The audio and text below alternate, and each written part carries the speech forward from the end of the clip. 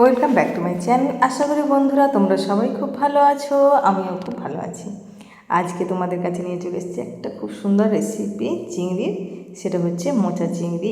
একবার বাড়িতে যদি তৈরি করে খেয়ে দেখো, সত্যি মন ভরে যাবে। আর বাড়ির সবাই কিন্তু অবশ্যই বারবার করতে অনুরোধ করবে যে আর একবার করো, দারুণ হয়েছে।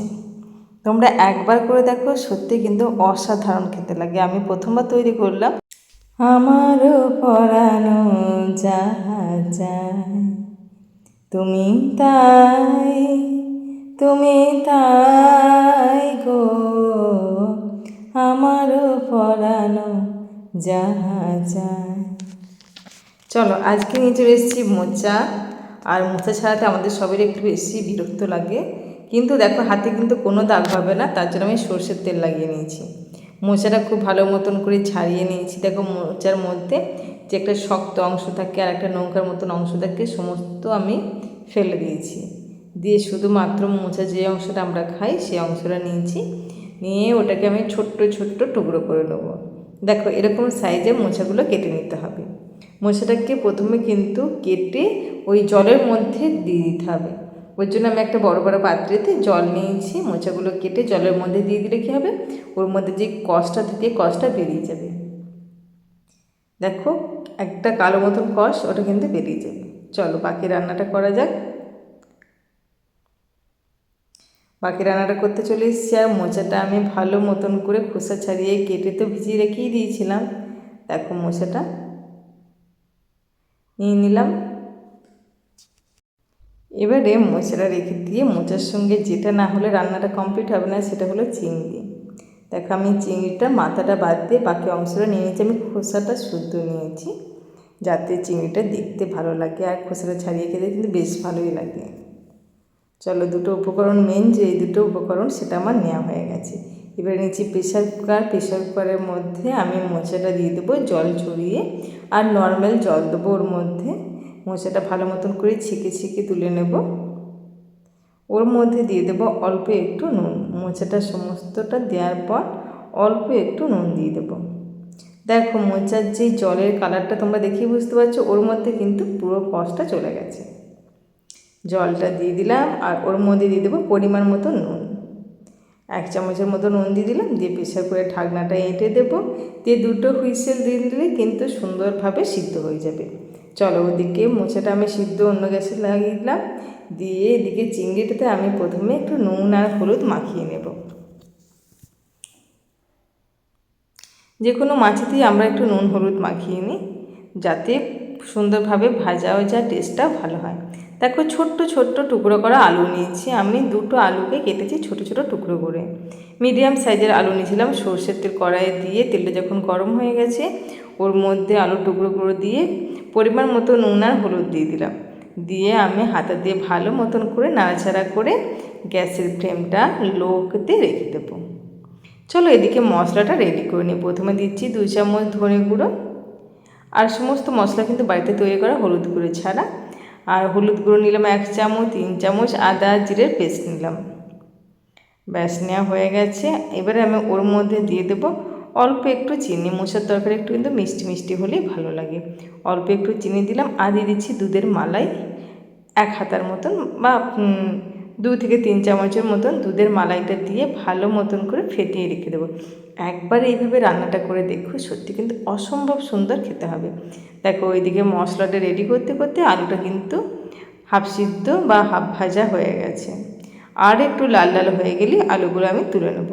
দেখো আলুগুলো কিন্তু আরও সুন্দর লাল লাল হয়ে গেছে। এবারে আমি আলুগুলোকে তুলে নেবো। আলুগুলো কিন্তু বেশ ভালো সুন্দর সিদ্ধ হয়ে গেছে, সেটা আমি কিন্তু একটু দেখে নিয়েছি। ওই তেলের মধ্যেই আমি চিংড়িগুলো দিয়ে ভেজে নেব।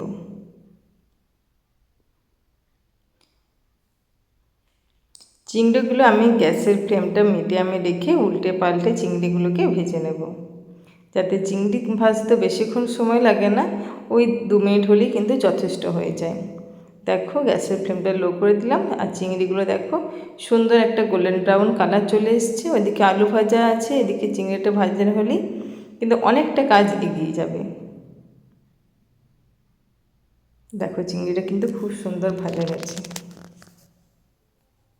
তুমি সুখ যদি নাহি পাও, যাও সুখের সন্ধানে যাও। আমি তোমারে পেয়েছি হৃদয় মাঝে, আরো কিছু নাহি চাই গো, আমারও পরানো যাহা চাই। তুমি তাই গো, আমারও পরানো যাহা চাই।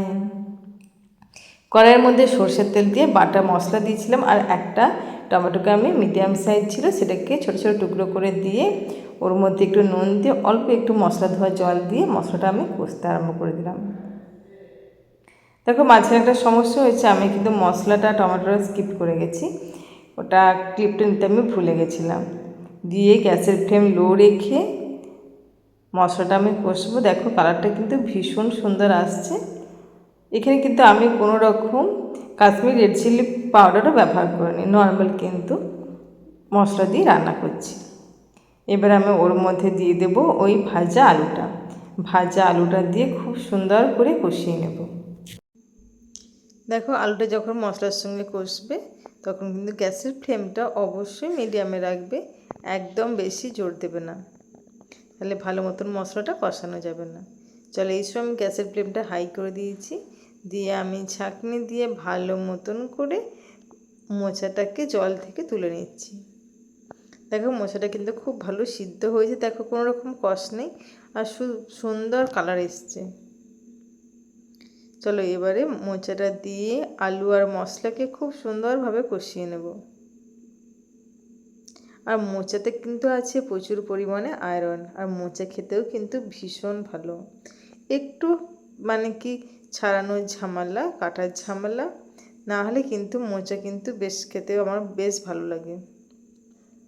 ওর মধ্যে দিয়ে দিচ্ছি আমি 1 বাটি দুধ, এমনি নর্মাল দুধ, ফুল ফ্যাটওয়ালা নর্মাল দুধ ব্যবহার করছি। তোমরা অপশনাল, যদি দুধ না থাকে না দিতেও পারো। আমার মনে হয় দুধটা দিলে কিন্তু মোচা বা থোড়ের তরকারিতে টেস্টটা কিন্তু হয় দ্বিগুণ। চলো এবারে আমি গ্যাসের ফ্লেমটা মিডিয়ামে রেখে একটু ঢাকনা দিয়ে 3-4 মিনিট রেখে দিয়েছিলাম। দেখো 3-4 মিনিট পর ঢাকনাটা খুলে দেখছি খুব সুন্দর একটা ফ্লেভার বেরোচ্ছে, যেহেতু দুধ দেওয়া আছে মশলার সঙ্গে, তার সঙ্গে মোচা আছে। এইভাবে একটু ভালো মতন করে একটু স্প্যাচুলাটা দিয়ে চেপে চেপে রান্নাটা করলে কী হবে, আলুটা একটু ম্যাশ হয়ে যাবে আর মোচাটাও কিন্তু খুব সুন্দরভাবে ম্যাশ হয়ে যাবে। চলো এবারে উপর থেকে দিয়ে দিচ্ছি আমি ভাজা চিংড়িগুলো দিয়ে দেবো, দিয়ে একটু নাড়াচাড়া করে নিই। আমি তোমারে পেয়েছি হৃদয় মাঝে, আরো কিছু নাহি চাই গো, আমারও পড়া। চলো মিনিট 2 পর ঢাকনাটা খুলে দিলাম। দেখো ঢাকনাটা খুললাম যখন, একটা চিংড়ির কিন্তু খুব ভালো ফ্লেভার পাওয়া যাচ্ছে। আর দেখো অনেকটা ঘন হয়ে গেছে, মানে কি যেমন আমরা মোচা বা থোড়ের তরকারি করি ঠিক তেমন। দেখো আমি রেড কালারের ঘি দেবো। এই রেড কালারের ঘিটা কিন্তু আমি অনেক দিন ধরে ব্যবহার করছি, আমার ঘিটা কিন্তু ভীষণ ভালো লেগেছে। তোমরা চাইলে রেড কালারের ঘি ব্যবহার করবে, দেখবে যে কোনো তরকারির স্বাদ কিন্তু হবে দ্বিগুণ। আর দিয়ে দিচ্ছি উপর থেকে একটু শাহি গরম মশলা 1 চামচের মতন, দিয়ে খুন্তি দিয়ে ভালো মতন করে সমস্ত জিনিসটা একটু মিশিয়ে দেব। মিশিয়ে দিলে একদম রেডি হয়ে গেল গরম গরম মোচা চিংড়ি। এবারে আমি একটু ঢাকনাটা দিয়ে রেখে দেবো। খাবার সময় ওই গরম গরম সার্ভ করলে কিন্তু আর কিচ্ছু লাগবে না গরম ভাতে। ব্যাস, চলো গ্যাসের ফ্লেম অফ করে দিলাম। এবারে চলো তোমায় একটু সার্ভ করে দিই। দেখো কি সুন্দর হয়েছে মোচা চিংড়িটা। তোমরা যদি বাড়িতে তৈরি করো দেখবে বাড়ির সবাই খেয়ে বলবে দারুণ হয়েছে। আর উপরে যদি হয় চিংড়িটা এরকম সাইজে, সত্যি কিন্তু অসম্ভব সুন্দর লাগবে। আর দেখো মোচার সঙ্গে চিংড়ির কম্বিনেশনটা কিন্তু দারুণ যায়। তোমরা অবশ্যই বাড়িতে তৈরি করবে আর প্রিয় মানুষটিকে তৈরি করে খাওয়াবে, দেখবে তারা কিন্তু বলবে দুর্দান্ত হয়েছে, বারবার করে দিতে বলবে। একটু ঝামেলা হবে তোমারও, কিন্তু একবার তৈরি করলে কিন্তু দারুণ খেতে লাগবে। তাহলে বন্ধুরা, আজকের ভিডিও যদি তোমাদের ভালো লাগে প্লিজ লাইক আর কমেন্ট করতে একদম ভুলবে না। যদি আমার ফেসবুক পেজ থেকে দেখো প্লিজ চ্যানেলটি ফলো করে দেবে। আর যদি তোমরা ইউটিউব থেকে দেখো চ্যানেলটি সাবস্ক্রাইব করে দেওয়ার অনুরোধ রইল। তাহলে তোমরা ভালো থাকবে, সুস্থ থাকবে। আবার অন্য কোনো দিন অন্য কোনো ভিডিও নিয়ে তোমাদের কাছে আমি হাজির হয়ে যাব।